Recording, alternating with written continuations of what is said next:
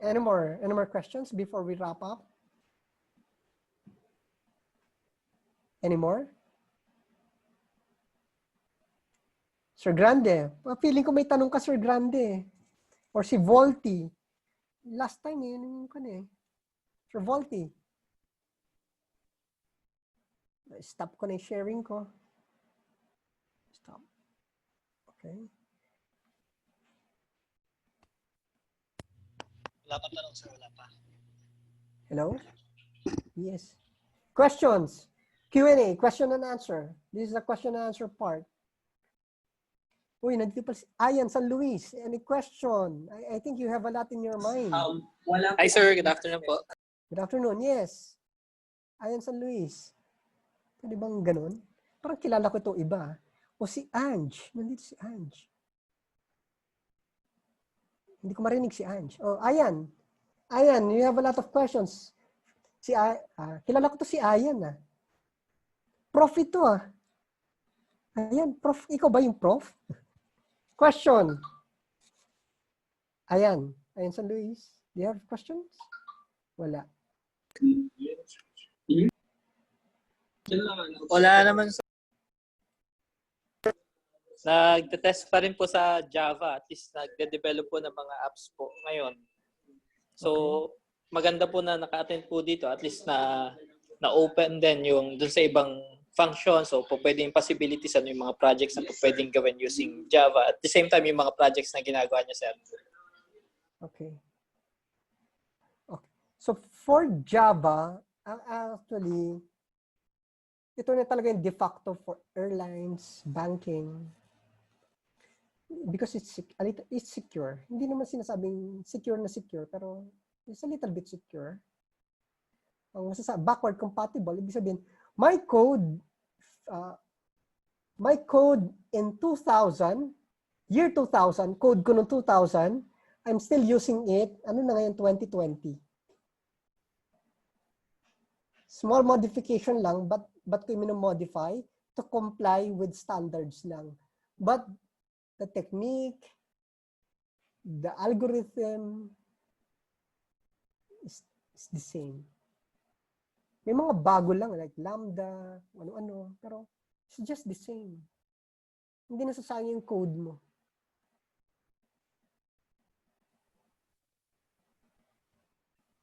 Question. Ano pa ba? Question. Yes. Yes, I have. Yung Java, pwede ba tayong gumawa ng application like parang bot application using Java?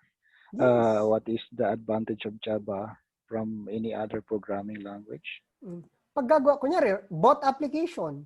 Pag ang bot ko, kunyari, hindi naman sinasabing manghahack ako, mangkakuan ako.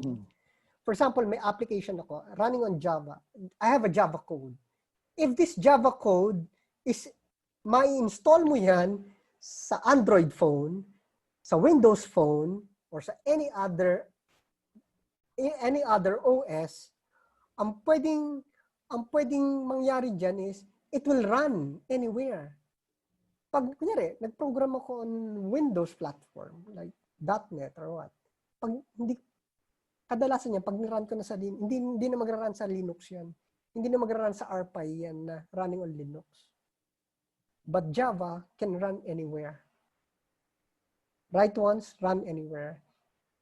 Kahit sa kotse, yung mga ginagamit niyo for stereos or kahit yung mga IoTs, karamihan dyan Java. It runs on Java. There are a billion IoTs running on Java, devices running on Java. So gagawa ko ng bot, palagay ko yan, as many devices I like, yun, tatakbo yan. Pwede. And you can control that device if you want to. It's really powerful. If you know what you're doing, and you know, pero dapat mag-comply ka. If you want to be evil, you can be evil. But at the end, don't be evil. Diba? Yes. Kasi the most trending applications ngayon, I think, yan, bot at saka ML. So, trying to adapt the programming, Java programming language. Even, for example, mag-install ka ng application sa isang desktop. Pag nag-run na yan, may main controller ako na, oops, tignan na nga natin kung anong ginagawa kung saan natin na-install yung bot. You can. It's possible. It's really possible. Nothing is impossible. Especially in this cloud infrastructure. May mga use cases yan. May mga nagawa na dyan. Yes. Okay, thank you, Omar. It's Eli. Okay. Sino pa po? Wala na bang iba? Si Sir Mark. Ay, tahimik si Sir Mark Mihares. Sir Mark. Any questions, Sir Mark?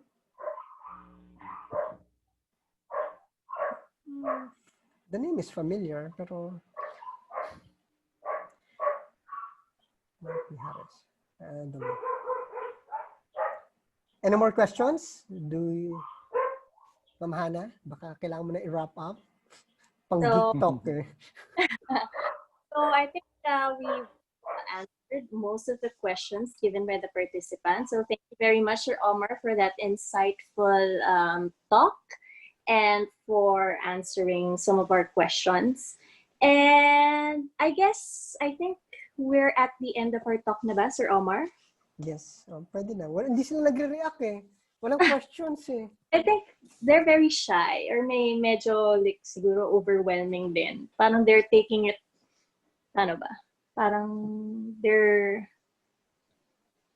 ina-absorb nila right now. I just want to ask you kasi syempre, tataka ka. Di ba? We are MAAP. The question is, bakit ba isang geek nandito sa MAAP? Di ba? The real thing is, when I joined MAAP, I was invited. Hindi naman talaga ako that creative. Hindi man talaga. But I really need creative people, innovative people to design because everything in this world is visual. If you cannot visualize things, you cannot create something without visuals. Yun talaga yung main purpose ko. Yeah. So very nice then the creative and the design goes hand in hand with the back end, the developmental part, the technology part of the and that's the one that's the thing that Sir Omar specializes in. Yung systems, yung back. Yun naman yung hirap sa ibang creatives na parang we still don't know naman how does the back end work, how does databases work, yung mga ganyan. So thank you very much. Actually, may pwede ako magtanong. May question kasi ako sa mga MAAP people eh. Like VFX. Hindi. Kasi this is a cloud. This is cloud. VFX. How would you deploy a VFX design on the cloud, then be able to control that from anywhere? Diba?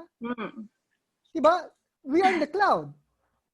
I want to push that. Actually, itong topic nito, mas gusto kong parang the topic should dwell on that because you are creative, you are VFX because, di ba, gumagawa ng movies, VFX. What if, nanonood akong movie pero gusto ko ako yung mag-control kung saan papunta yung movie? Yes, actually, VFX is not my specialization. Pero meron tayong mga tao dito like si Sir Volty, Sir Kaya Mark. nga, tahimik eh. Actually, kaya nga nag-part 2 ako because of that eh. Because I want that topic to be, ang pinapakita ko is the back end. Ang pinapakita ko, how I will deploy it to the cloud. Pinakita ko na, I can deploy it anywhere in the cloud. The question is, can VFX people put it in the cloud also? And from the back end, we can control the movement. We can control the plot. Maybe yun nga yung mga advanced na natin.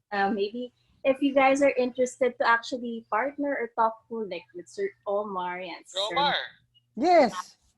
Si Volty na to. Yung pinaplano natin. Kaya Malapit nga. na matapos. Ah. So actually, yung just regarding sa question nyo, for example, ang ginagawa ko ngayon is interactive walkthrough ng isang interior space. Okay? Architectural interior. Right? So, of course, I have to upload the EXE .exe format nun para ma-play siya. Of course, Yes. pag pag pag pag pinort ko yung program na yon, or I package that program, it will be packaged as exe. Playable lang siya through Windows computers. Katulad ng sabi mo kanina, kailangan mo pa mag-package ng different for different platforms. For example, I have to package it for iOS, I have to package it for Android.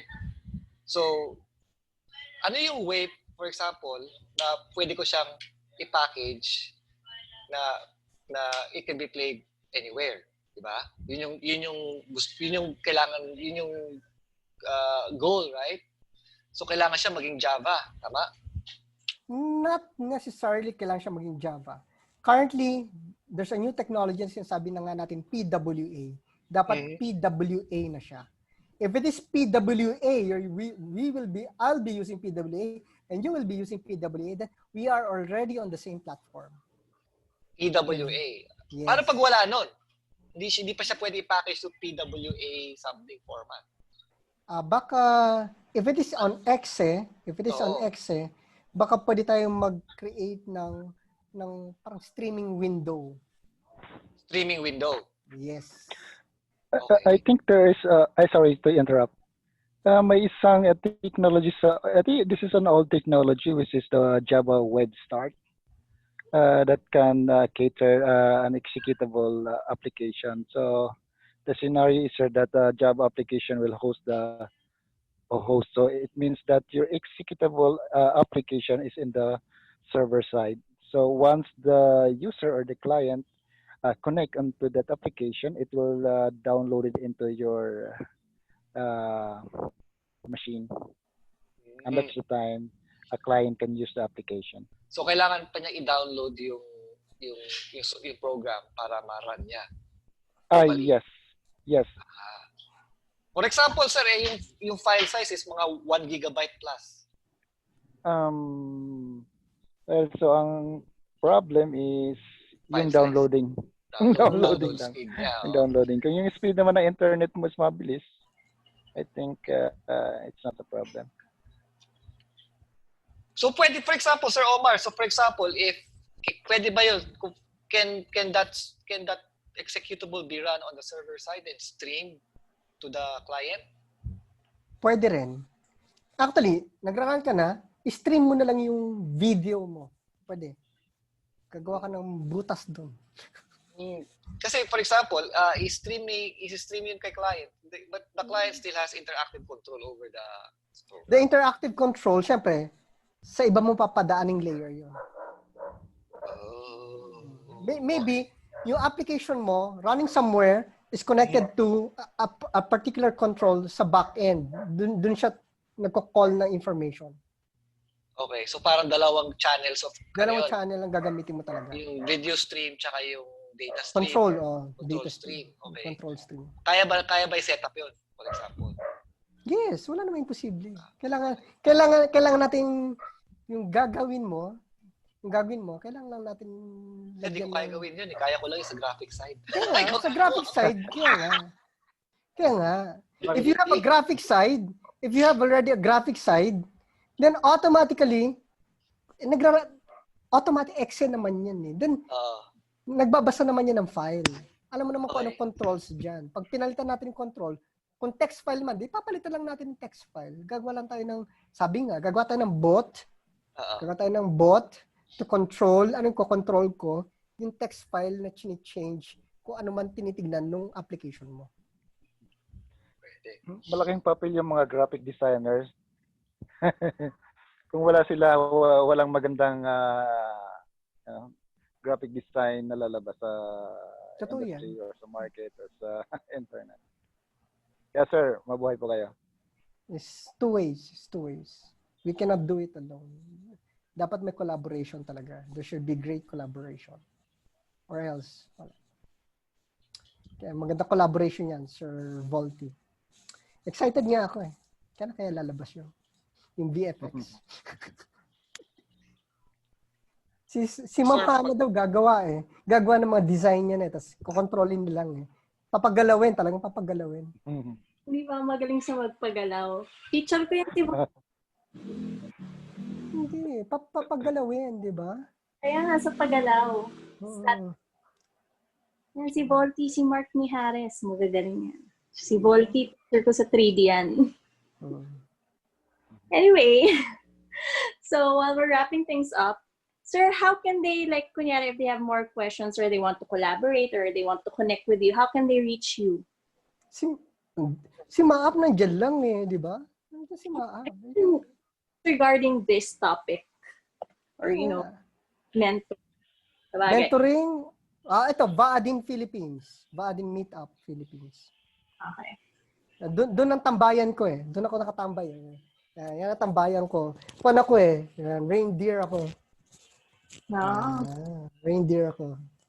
Ako ang pandito, ako ang evangelist sa Pilipinas nito. Ito ang bisyo ko sa Pilipinas for the since 2011 or 2010. I've been doing Vaadin since 2010 or 2011. Okay. So you can reach him through Vaadin or through Maap. Okay. So thank you very much. Again, I hope you all learned from this very insightful talk. Ang daming na pag-usapan. Ang dami nating topics na natutunan today. And thank you very much again, Sir Omar, for taking time for this part 2 of our Making the Cloud Work for You. Okay, so thank you for all the participants, and I hope you can type your full names kasi parang like RTB and sila and KK, Sphinx, so we can have a certificate ready for you. So again, thank you once again to everyone, and thank you, Sir Omar. So Thank this you is rin. Making the Cloud Thank you. Work for Maap Talks, part 2 of the series and episode 3. And we hope to see you again in our future Maap Talks. We'll be having more soon, different topics. And if you want more updates, do follow us at Maap. Maap. Go to maap.com.ph for more updates. And follow us on Facebook and on Instagram. Thank you very much, everyone. Thank you, Sir Omar. I hope Thank you rin po. Thank you, Omar. Thank Stay you safe, all. everyone.